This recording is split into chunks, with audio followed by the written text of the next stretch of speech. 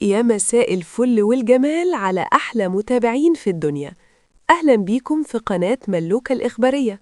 النهاردة 20 يناير، واليوم ده مليان أحداث وتفاصيل محتاجة تركيز كبير جدا.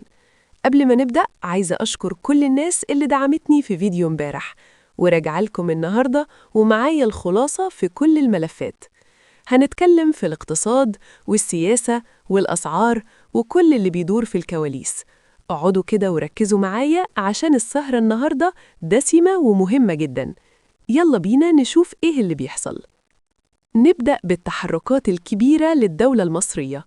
في اهتمام واسع النهاردة بمبادرة حياة كريمة وتطوير الريف المصري. يا جماعة احنا بنشوف قرى كانت منسية لعشرات السنين، والنهاردة بيوصل لها غاز طبيعي وصرف صحي ومراكز تكنولوجية. ده مجهود جبار بيقوم بيه الرئيس السيسي والحكومة لتغيير وجه مصر تماماً.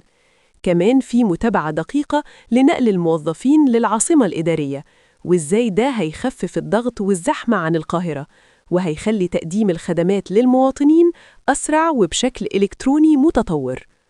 نيجي بقى للخبر اللي كل الناس مستنياه، الذهب. الذهب النهاردة عامل زي المرجيحة، في تذبذب واضح في الأسعار بسبب اللي بيحصل في البورصات العالمية. عيار 21 النهاردة سجل أرقام محتاجة مننا وقفة، والناس بتسأل نشتري دلوقتي ولا نستنى؟ النصيحة يا جماعة، الذهب دايما هو الملاذ الآمن. لو معاكي قرشين وعايزة تحفظي قيمتهم، الذهب هو الحل، لأن العملة بتتحرك لكن الذهب بيفضل محتفظ بجماله وقيمته. أما بخصوص الدولار ففي استقرار واضح في البنوك، والبنك المركزي مسيطر على الوضع تماماً، وده مدي طمأنينة للسوق وللمستثمرين.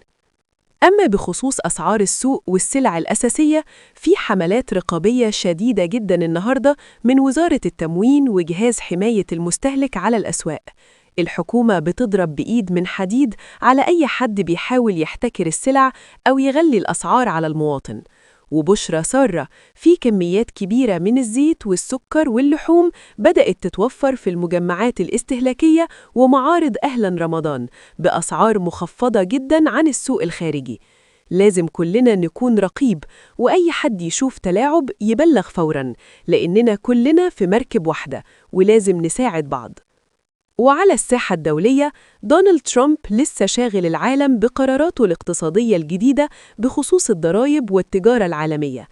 أمريكا داخلة على مرحلة جديدة من القرارات اللي ممكن تغير موازين القوى الاقتصادية، وإحنا في مصر بنتابع ده بكل دقة لأننا جزء من العالم، وأي حركة في التجارة العالمية بتأثر علينا.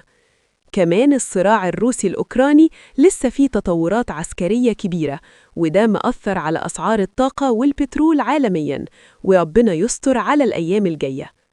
وقبل الختام لازم أحذركم من حالة الجو. الأرصاد الجوية أعلنت عن نشاط للرياح المثيرة للرمال والأتربة في بعض المناطق، مع انخفاض ملحوظ في درجات الحرارة بالليل. يا جماعة الجو غدار، بلاش نخفف الهدوم دلوقتي خالص، والتزموا بارتداء الملابس الثقيلة خاصة للأطفال وهم رايحين المدارس أو الحضانات صبح بدري، لأن نزلات البرد المنتشرة صعبة جداً. دي كانت جولتنا الإخبارية الشاملة للنهاردة. حاولت أجيب لكم كل التفاصيل من كل مكان عشان تكونوا في قلب الحدث. شكراً لكل واحد كمل معايا الفيديو للآخر. ما تنسوش اللايك المتين والاشتراك في القناة عشان ملوكة تكبر بيكم وتستمر في تقديم كل جديد. استنوني في فيديو بكرة إن شاء الله. كنت معاكم ملوكة، سلام يا أحلى ناس.